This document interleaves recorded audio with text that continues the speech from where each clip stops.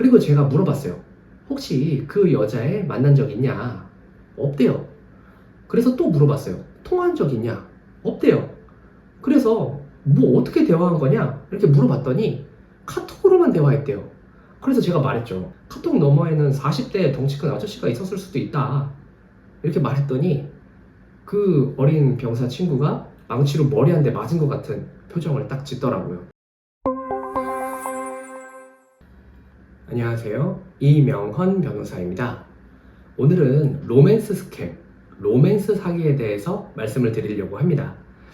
잘 못 들어보신 분들을 위해서 설명을 드리면은 이성적 관심, 호감이 있는 것처럼 꾸며내서 피해자의 신뢰와 호감을 얻은 다음에 그걸 이용해서 돈을 송금하게 만드는 범죄 유형인데요. 오늘은 제가 직접 겪은 3가지 사례를 통해서 설명을 드리도록 하겠습니다. 다만 이제까지와 마찬가지로 당사자 보호를 위해서 일부 사실관계를 삭제, 각색해서 말씀드리도록 하겠습니다. 첫 번째 사례는 제가 군법무관 생활을 할 때인데 군법무관의 역할 중에는 소속대 인원들 법률 상담도 있거든요. 물론 당시 제가 군검사이자 징계장교였기 때문에 그 본인의 비위 사실로 상담을 오는 인원은 없었습니다. 그렇게 되면 제가 바로 입건을 해서 처벌해야 하기 때문에 그래서 상담 내용을 보면은 민사사건이나 아니면 상담자 본인이 범죄 피해자인 경우입니다.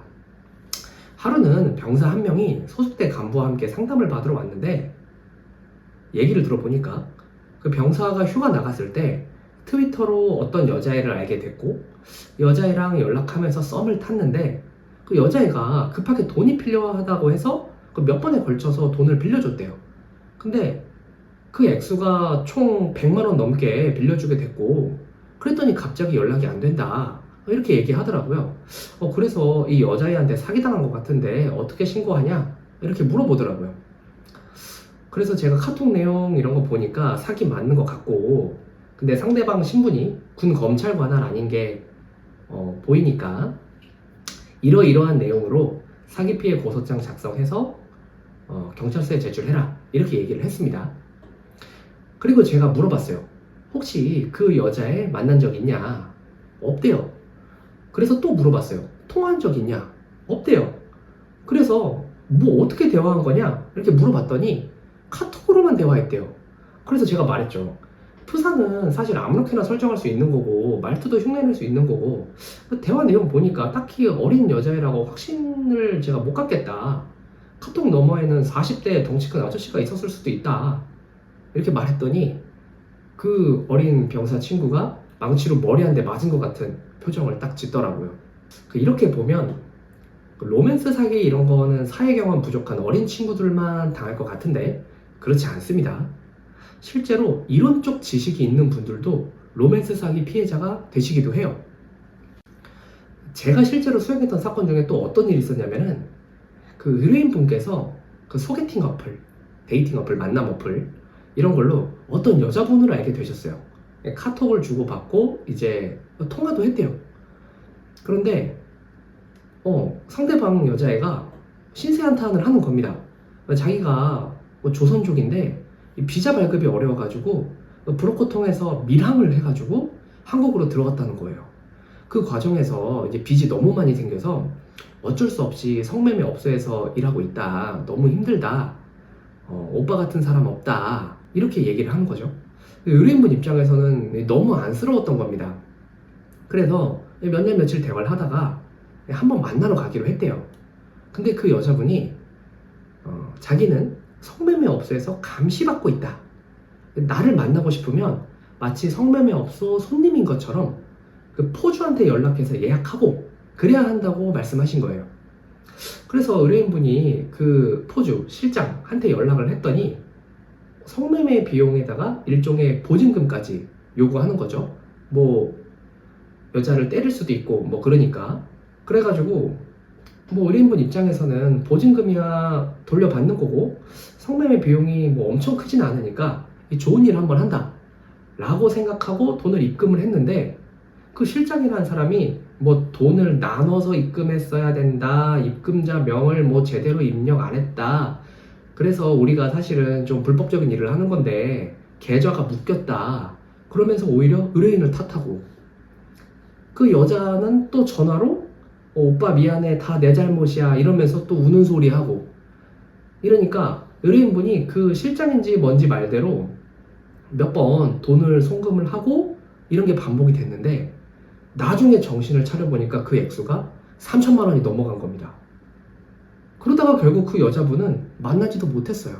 이 사건 같은 경우에는 앞의 사건과 비교했을 때 그나마 의뢰인분께서 상대방 여자와 통화는 했다고 제가 말씀을 드렸는데, 저도 그 녹음 파일을 들어봤습니다.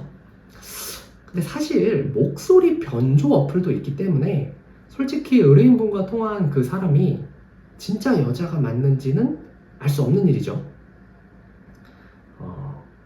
이 사건은 아직까지 용의자를 검거하지 못한 것으로 파악을 하고 있는데, 대포폰 쓰고 대포 통장 쓰고 그러면 사실 검거가 쉽지 않을 수 있습니다.